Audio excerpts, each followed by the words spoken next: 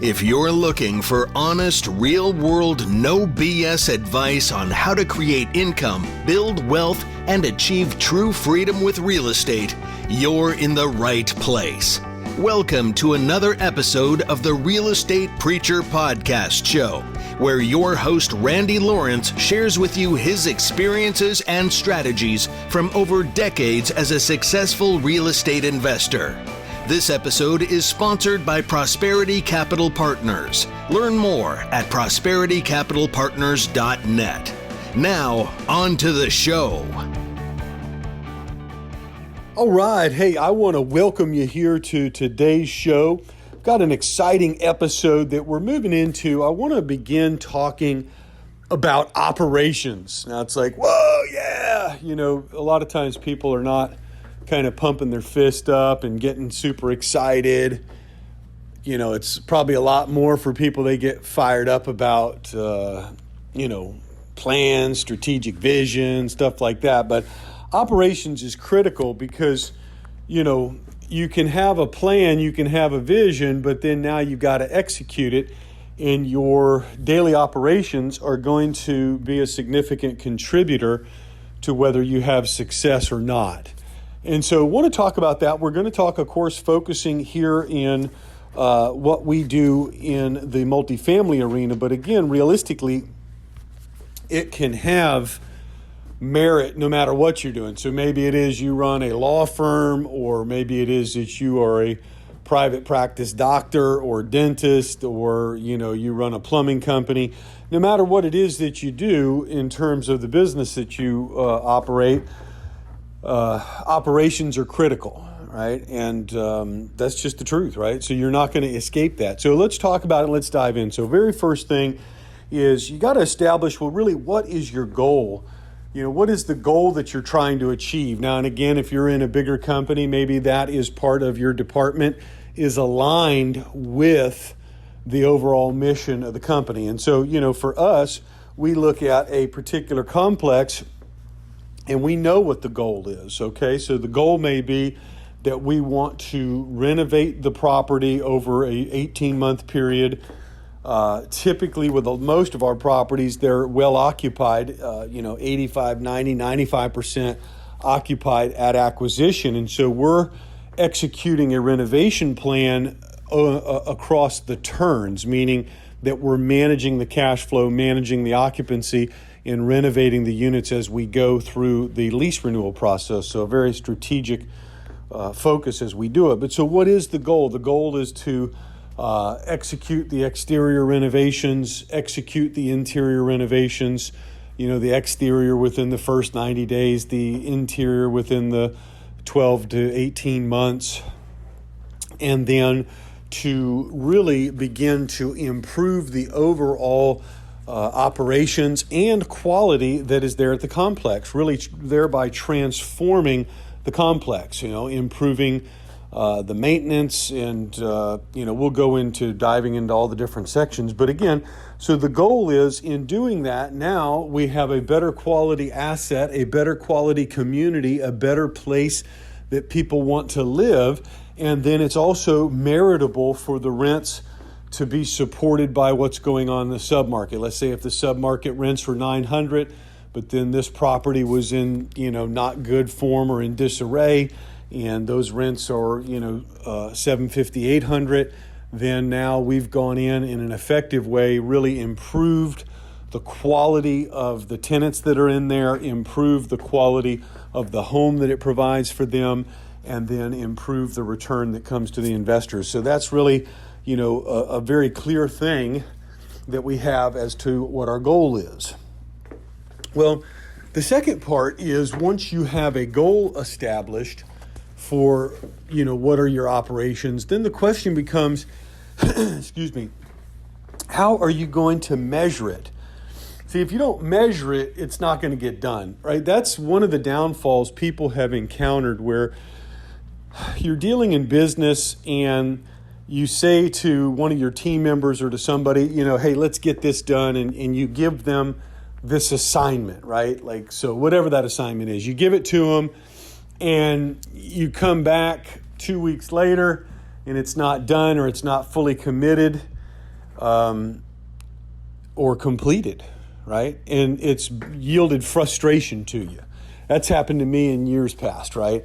And the truth of the matter is, it's because there's no measurement, right? So you always have to have a measurement of what is the goal to be accomplished. And so now for us, we do that on a weekly and monthly basis, right? We want to have a very tight pulse on what's going on with our assets. We take it very seriously because in the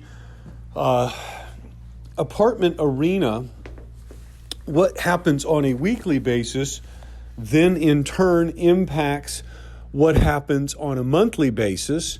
And then the monthly financial results, of course, impact the quarterly results, right? And so it's much better to begin to measure things, see what's going on, see what's happening on a weekly basis. So what we do is we have a measurement each week that we look at. And again, I'll just kind of walk through what are some of the things that we look at.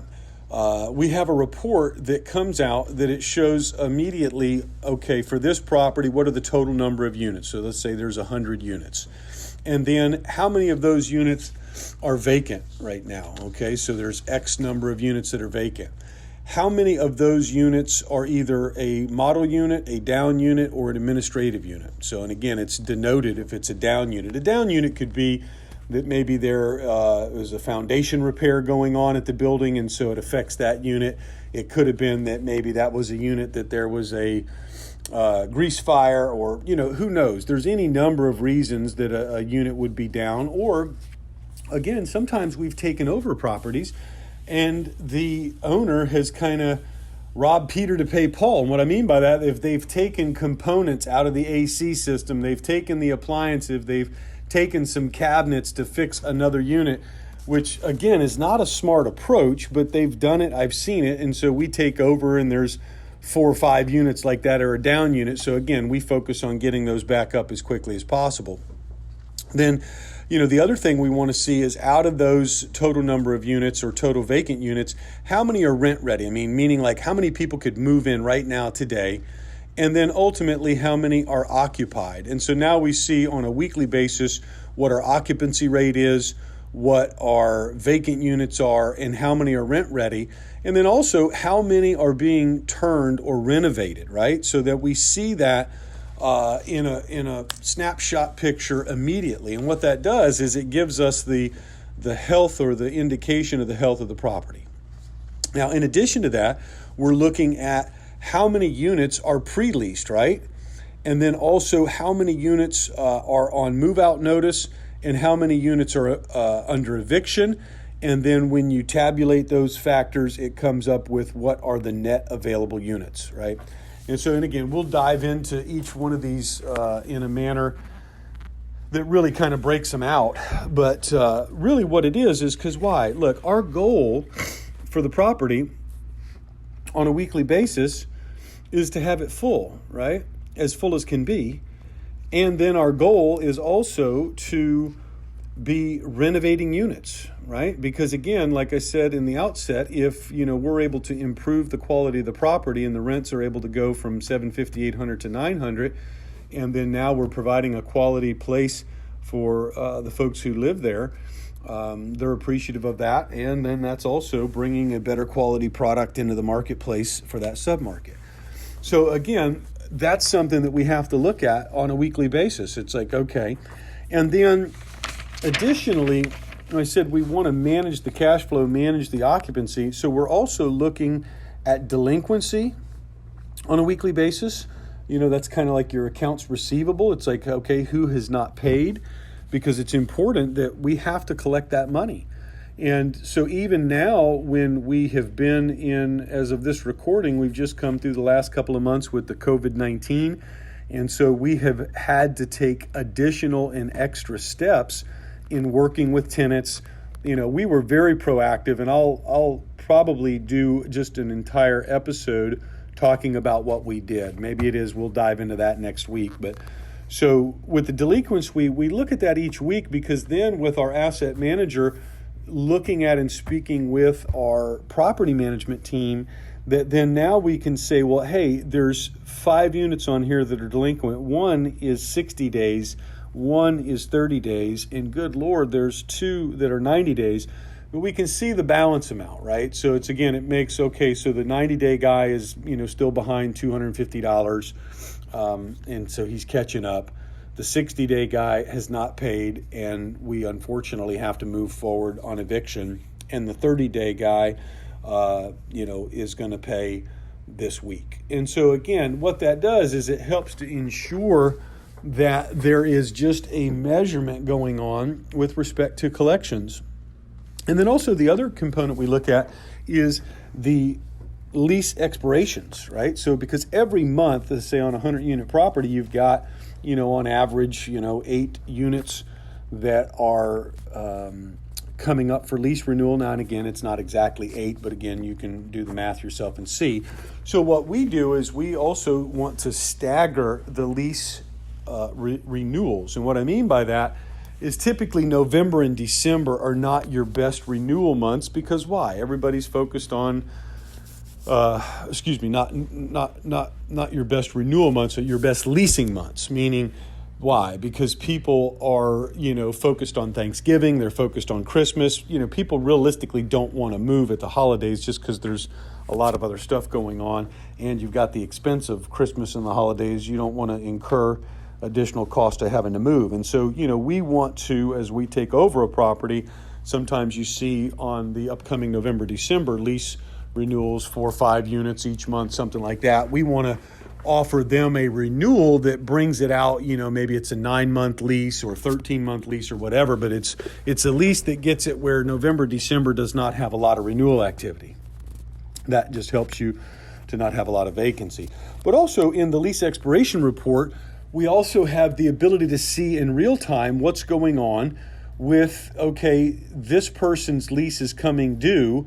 They were paying $750, and then, they're being offered a renewal at, $825. And let's say the new market rent would be $900, but we're offering them, because they're an existing tenant that lives there, the ability to stay for $825 in the current unit they're in. And then in many instances, the folks will say, hey, yes, I would like to do that. Or, if the offer is $850, it all depends apartment by apartment, market by market, complex by complex, and then market by market. And, so then with that, we are able to see in real time how many units are declining. Some people say, well, no, the $750 is what I want to pay. I don't want to pay the $825, and so I'm going to move. And then so that unit becomes a property or a unit that we're going to then put into the renovation to then now make it upgraded and then make it available at the 900. So, and then the other that we look at is the unit vacancy detail report. And the unit vacancy detail report really speaks to how long has the unit been vacant, right? Because again, we have parameters that require people to get renovations done, within a few days. Realistically, they need to be done within 5 days on a standard type of renovation turn where we're, changing the cabinet faces, painting the cabinets, putting in new flooring, new lighting, those kind of things. You say, my goodness, so how is that? Well, again, being strategic up front, we are planning ahead where we know what the type of cabinets are, what the faces will be, and then what the materials are. So all of that's planned in advance. But again, with that, we look at this and we have a measurement of what's going on. And with each of these elements, we can dive a little deeper to get answers, right? Because again, we have a particular goal that needs to be achieved. We're using these tools to measure it. And then now we can do the third piece, which is to hold accountability, right? That's part of the reason why you've got the measurement, not only to understand where you're at with the attainment of your goal, but you can also hold accountable. So that then, for example, I look at these reports on a weekly basis with my asset manager and then dive into it like, okay, where's this, in terms of getting results orientation. And in this very same, on a weekly basis, we're able to hold accountable our on-site property manager and our on-site regional manager. And so what does that mean? It means that when we see deviations, let's say, for example, in the renovation turn, where our standard is 5 days, and we look at that and we see there's 2 units that are now in the renovation turn status for, 8 days, it's like, well, why is that? What's the reason for that? And then can find out, okay, they were out of cabinet faces or back order or, whatever the reason is. And then with that, you can either determine, 1, it was legitimate, or 2, it was not legitimate, right? And, because either look, hey, you're going to get the result or you're going to get an excuse, right? That's the truth. And that's our standard when we look at these things, right? So, and we're pretty dogmatic about it, right? I mean, we have a high standard of excellence. We have a high standard. I believe God's put us in this position of responsibility so that we can transform investors' lives and working Americans by providing them quality, affordable, clean housing. And so we take that mission very seriously. And as it relates to the accountability piece, we hold fast to it, right? So that when we're going through this report and we're going through these various pieces, there's an accountability so that, again, like, okay, if we have too many vacant units that are rent ready and they've been rent ready for an extended period of time, we have an expectation that they'd be rented within 10 days. And if they're not, then we're asking, well, why not? And then from there, we're looking at a weekly tracking. And again, this is another area of operations, but we're looking at the weekly tracking of what's going on with the marketing. What is the feedback from apartments.com, from Rent Lingo? What's the feedback from Zapier? What's the feedback from the website? What's the feedback from any drive-by traffic? What's the feedback from our website? What's the feedback from Facebook? What's the feedback from Craigslist?